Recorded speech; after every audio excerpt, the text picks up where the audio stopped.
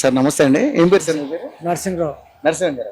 నరసింహరావు గారు, Jubilee hills ఉప ఎన్నిక ఇప్పుడు హాట్ టాపిక్ తెలంగాణ రాష్ట్రంలో.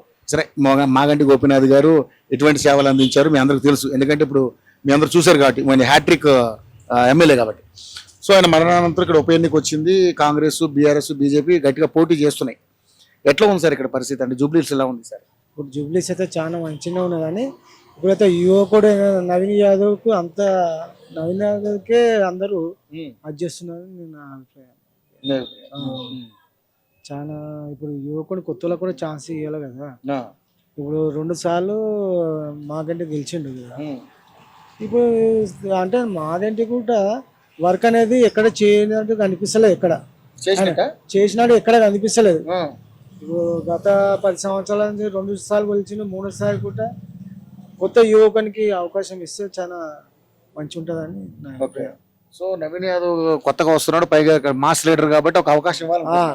మధ్య తరగతి నుంచి వచ్చింది కదా, అట్లాంటి అవకాశాలు ఇస్తే చాలా మంచిగా ఉంటుందని నాకు అభిప్రాయం. ఎందుకంటే వెంకబడిన వాళ్ళకు ఇప్పుడు చేస్తాడు కదా, అట్లాంటి వ్యక్తి హెల్ప్ చేస్తారు వచ్చి. ఇప్పుడు అట్లాంటి కూడా కొత్తలకు అవకాశం ఇవ్వాలి కదా. గవర్నమెంట్ కూడా ఇప్పుడు ప్రస్తుతానికి అయితే గవర్నమెంట్ కాంగ్రెస్ ఉన్నది కదా, ఏమో చేంజ్ చేయాలనుకుంటే చేయొచ్చు కదా. గత ఇప్పుడు 3 సంవత్సరాలు ఉన్నాయి కదా, బై ఎలక్షన్ కదా. అట్లా అని కొత్తలకు అవకాశం బాగుంటుంది. కానీ అధికార పార్టీ మరి 6 గ్యారెంటీలు అంటుంది, అదంటే పెద్దగా ఏం చేయట్లేదు అంట కదా. చేస్తలేదు 6 గ్యారెంటీ అని. ఏ గవర్నమెంట్ అన్నా అలా గవర్నమెంట్ లోనే ప్రతిపాదించుకుంటారు కదా. ఈ 6 గ్యారెంటీ పెట్టుకున్న వాళ్ళు కూడా వచ్చుకోవడం జరిగిందని చేస్తలేరు. అది కూడా ఇంకొక మైనస్ అనుకున్నా. సో ప్రజలు ఎక్కడ పోతారో, ఎట్లా మొగ్గు చూస్తారో వాళ్ళకి. సో నవీన్ యాదవ్ పార్టీ పరంగా కాకుండా నవీన్ యాదవ్ అయితే అవకాశం ఉందంట. ఉన్నది, జనాభా అట్లా కనిపిస్తున్నది. మీరేమనుకుంటున్నారు? వస్తాడు కనిపిస్తున్నది పబ్లిక్ లా చూస్తుంటే. ఎక్కడైనా యూత్ ఎక్కడ ఉంటది అక్కడనే గవర్నమెంట్ అట్లా అనిపిస్తుంది.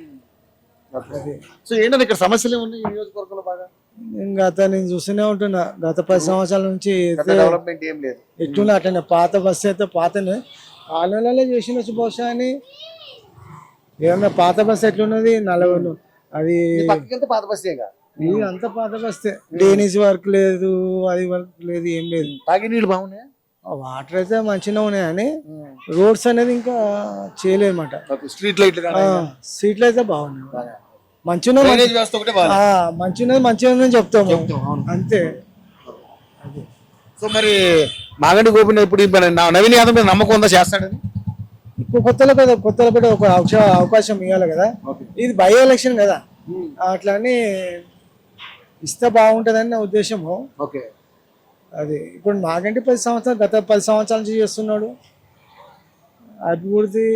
అక్కడనే చూస్తున్నాను, ఎక్కడ కనిపిస్తలేదు కదా అభివృద్ధి. థ్యాంక్ యూ అండి, థ్యాంక్ యూ సో మచ్.